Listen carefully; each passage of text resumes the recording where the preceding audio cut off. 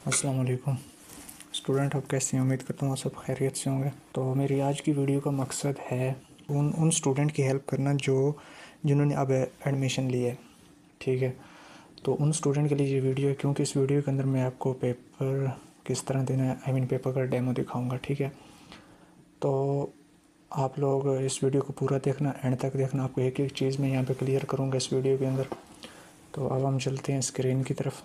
ठीक है जी, वीडियो सिर्फ उन स्टूडेंट के लिए है जो फर्स्ट टाइम पेपर दे रहे हैं।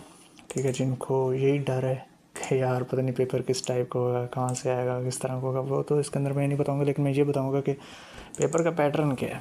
ठीक है ना, क्योंकि सबसे मेन वजह यही होती है कि स्टूडेंट्स को पेपर का पैटर्न नहीं पता होता कि पेपर किस टाइप का होना है और कहाँ से आना है। लो जी, तो अब हम यहाँ से स्टार्ट करने लगे हैं पेपर का पैटर्न स्टार्ट डेमो। ठीक है, ये जो पेज है, ये जो लॉगिन हेयर, ये बिल्कुल सेम उसी तरह है जिस तरह वहाँ पे आपके पेपर के अंदर होगा।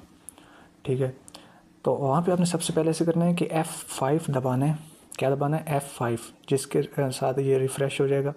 ठीक है, जब आपको सर कहेंगे कि आप अपना पेपर स्टार्ट करें, उस टाइम आपने F5 दबाना है। ठीक है, F5 दबाएंगे तो फिर ये रिफ़्रेश हो जाएगा। तो उसके बाद फिर यहाँ पे आपने अपना वो देना है, क्या नाम है, अपनी आईडी। ठीक है, और इधर यहाँ पे आपने वो पासवर्ड देना है जो आपको डेट शीट के ऊपर दिया जाएगा। ठीक है, डेट शीट के ऊपर एक पासवर्ड दिया जाएगा, वो सिर्फ आप पेपर के दौरान ही यूज़ कर सकते हैं। ठीक है, वो आपका लॉगिन होगा पेपर के साथ। ठीक है, यहाँ पे अपना पासवर्ड देंगे और आप लॉगिन कर लेंगे। ये इंस्ट्रक्शन तो मेरे ख्याल से चाइनीज़ लैंग्वेज में अंदर है या कोई और इस तरह का कुछ नहीं होगा, वहाँ पे इंग्लिश के अंदर ही होगी। आपने टेंशन नहीं लेनी, परेशान नहीं होना। आपने इंस्ट्रक्शन पढ़नी है। इसके अंदर आपको बताया जाएगा कि MCQs कितने नंबर के हैं। आई थिंक 22 के, 27 के, या 40 नंबर का पेपर होगा या 50 का पेपर होगा। इसके अलावा आपको ये चीज़ बताई जाएगी कि आप कौन कौन सा टूल यूज़ कर सकते हैं। MS Word, Excel, PowerPoint, math type. इसके अलावा आप यूज़ वहाँ पे कर सकते हैं स्नैपिंग टूल वगैरह भी होगा वहाँ पे ऑप्शन।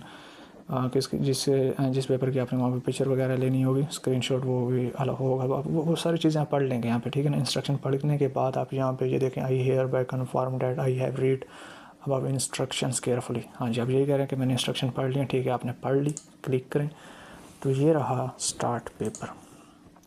ठीक है, यहाँ से पेपर स्टार्ट हो जाएगा। इस जगह पर आपका जो जिस सब्जेक्ट का भी पेपर होगा उसका नाम लिखा होगा।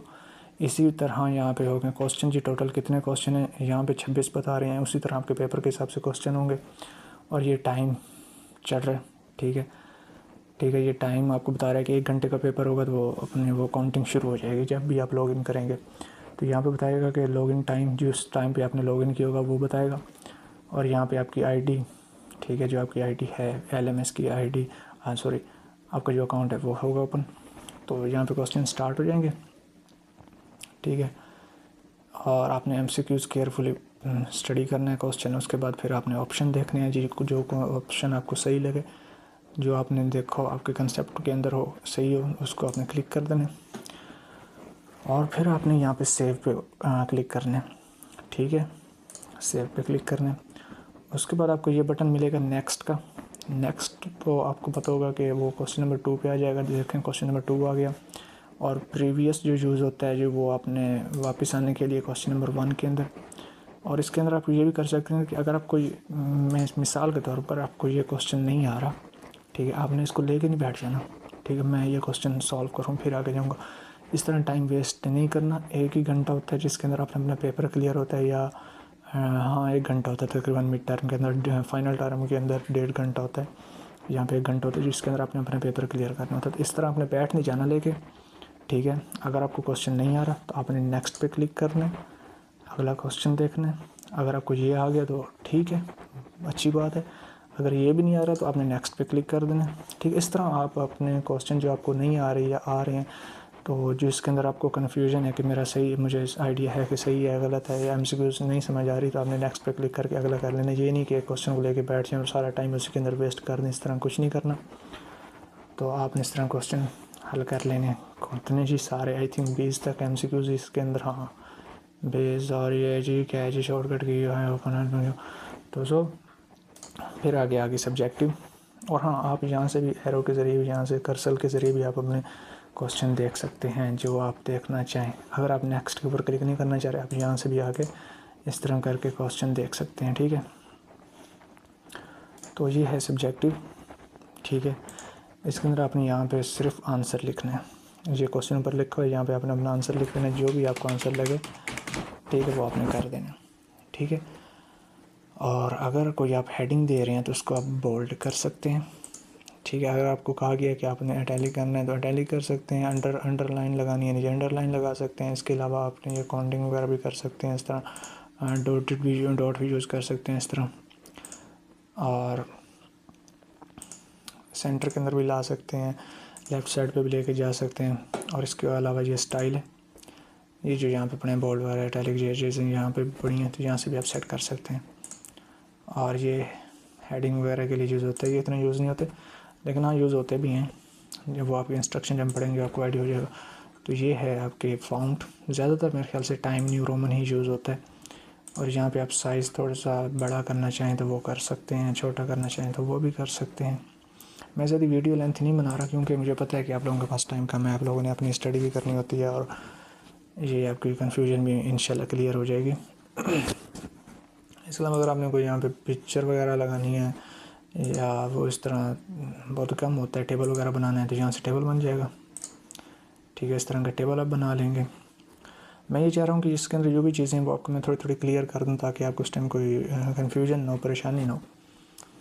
तो इसके अलावा अगर किसी का मैथ का पेपर है तो उसके लिए मैथ टाइप यूज़ होती है, ठीक है। आपने मैथ टाइप के अंदर जाके अपना क्वेश्चन करना है।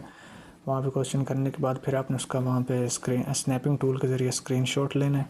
स्क्रीनशॉट लेके फिर आपने आ जाना है इधर, यहाँ पे आके पेस्ट कर देना, ठीक है। इस आपका पेपर मेरा ख्याल इस तरह आपका जब पेपर क्लियर हो जाएगा, आपको आपने एक बार रीड कर लिए, सारे क्वेश्चन आपने देख लिए, ठीक है, उसके आंसर आपने देख लिए। इस तरह रीड करने के बाद, ठीक है, केयरफुली सब रीड करना है पेपर को, ठीक है, अच्छे तरीके से करना है पेपर, और कोई चीज़ छोड़ के नहीं आनी, ठीक है। कोई क्वेश्चन छोड़ के नहीं आना, कोई एमसीक्यूज़ छोड़ के नहीं आना, आपने सब करना है, कंसेप्ट के साथ करना है। अगर आता है नहीं आता, लेकिन क्वेश्चन आपने कोई नहीं छोड़ना, ये एक एडवाइस है छोटी सी, ठीक है। तो जब आपका पेपर हो जाएगा उसके बाद आपने यहाँ पे आ जाना है फिनिश एग्ज़ाम पर, ठीक है। पेपर आपने केयरफुली देखने के बाद, करने के बाद, हल करने के बाद आपने फाइनल एग्ज़ाम पे आ गए। I have read to carefully, I still want to finish the test, या फिनिश द पेपर होगा। तो ये आपने क्लिक करना है। क्लिक करने के बाद आपने यहाँ पे फिनिश पे क्लिक कर देना, तो इस तरह ओके कर देना। तो इस तरह आपका thank you so much paper हो जाएगा। तो इस चैनल को सब्सक्राइब करें और बेल आइकन दबा दें। और इस चैनल पर आप लोगों के लिए पास्ट पेपर की वीडियोस भी अपलोड मैं कर रहा हूँ टाइम के साथ साथ, तो वो भी आप देखें और अपने कंसेप्ट क्लियर करें। और उम्मीद करता हूँ कि, और मैं दुआ करता हूँ कि आपका पेपर इंशाल्लाह अच्छे हो। अल्लाह ताला आप लोगों को कामयाब करे और आप अपनी ज़िंदगी के मकसद में कामयाब हो जाएं। तो इस चैनल को सब्सक्राइब करें, बेल आइकन दबा दें, और अपना भी और अपने इस चैनल का भी ख्याल रखें। अल्लाह हाफिज़।